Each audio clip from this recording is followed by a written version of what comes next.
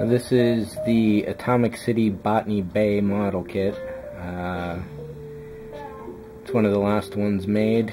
Just got it, and I'm looking forward to working with this one. It's going to be a special build. This one's going to be called the Santa Monica, keeping with the bay part of it. Typical of a Captain Cardboard package. This is really well packed. I already pulled some of this paper out, but it was thoroughly tight. Page of directions, decals if you get them, not for this kit of course. But what's going to be special about this one is that it's going to have a full load of cargo, which is going to be 8 modules. So I've got these 2 extra pieces, and I'll get to them all in a little bit. And I have all the extra walls and other parts I need. And thanks to Scott for helping me out with that. I definitely appreciate it. All of the more smaller and delicate pieces are always bagged, really nice. And then every piece is essentially hand wrapped in paper towel.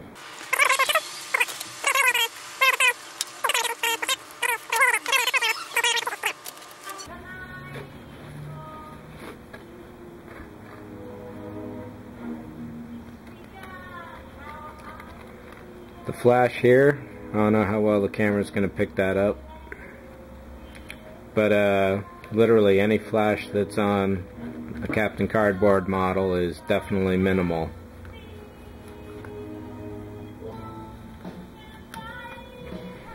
All the lines are fine cut. The surface itself, just about perfect. No bubbles, no pits, no voids. Get back to the fast forward.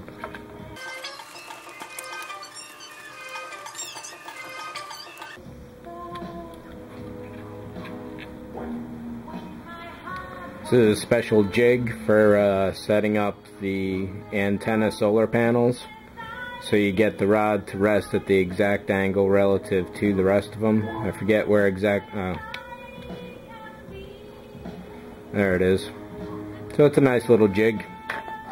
Essentially couldn't really do much without it.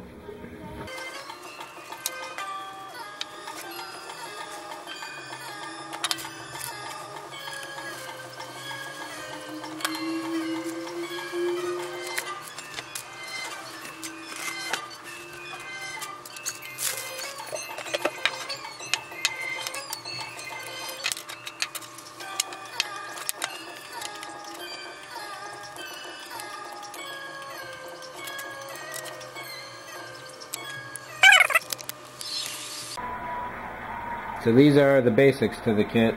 There are a couple extra pieces, of course. The should be, there's a standard kit.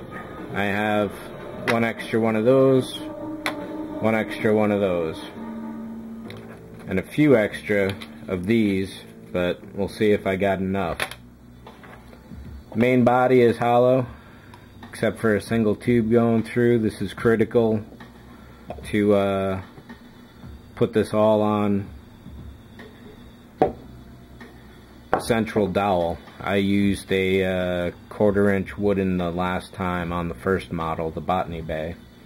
I had to bore into this, through there, and all the way into the tail here, which when assembled, it's like that.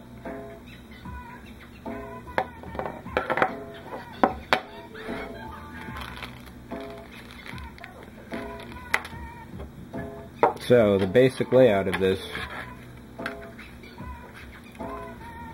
is going to be like that on the front.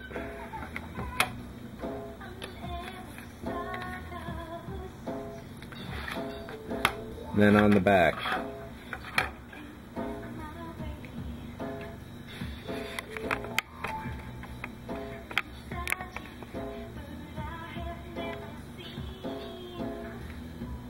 There we go, sorry about all that changing around.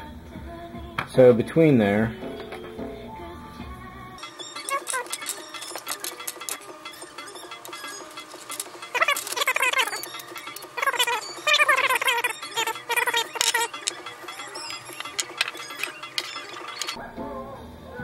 don't even know if all that can get in the shot, because then there's still the tail at the end. So this is a big kit, definitely. Let me get an idea here of exactly how this is going to work. Because I suspected that the central piece was not long enough to hold the ship, so it looks like I'm going to have to add at least this much to the length. So I don't mind that. That'll be, I'll have to stabilize the middle there more than the single dowel going through it, but it'll work out. Not really much I can do until I start gluing some pieces and figuring out exactly how I want to go about it. Obviously, off of these two pieces I have to decide which one is getting a sacrifice on each side, or I should probably even cut it like that so I'm only slicing once.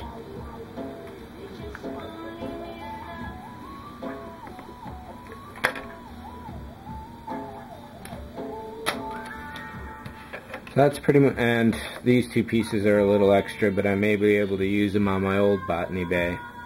I had sanded off these two shapes there, so don't got that no more, and I gotta add the detail back with styrene. So now I can use these as masters.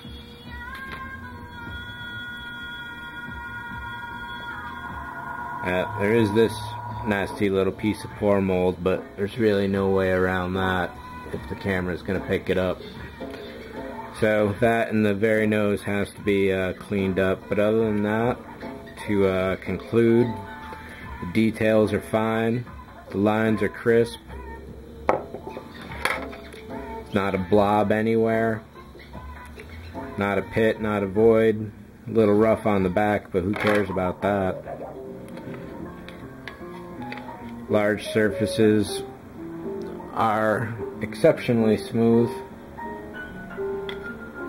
I suppose pouring this as a single piece would have been a bit much for one chunk of resin.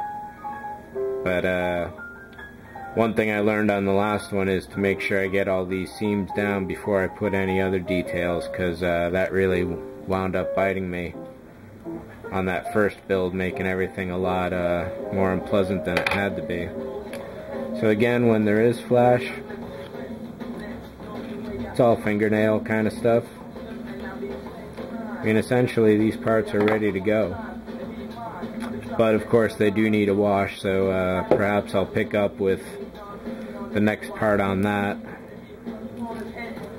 and I'll also put up a sample of what I'm shooting for as far as the look of this ship goes. The idea is that it's freshly launched, so there isn't going to be any weathering of any kind at all.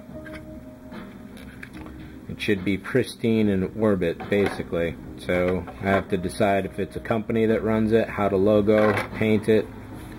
Is it kind of like a jetliner today, where it's got company colors? So we'll see, and what other kind of details, such as possibly windows.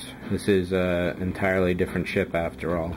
The cargo modules will also be customized to purpose. There's going to be some hospital modules, raw supplies, water modules. There's 16 of them total, so there's plenty of room to think. Next thing I have to do is decide the scale of all this, and that's easy enough to do with all the Star Trek websites that are out there, that's certain. And from there I start scaling windows and doing all the other details. So watch for part 2 coming up. See you.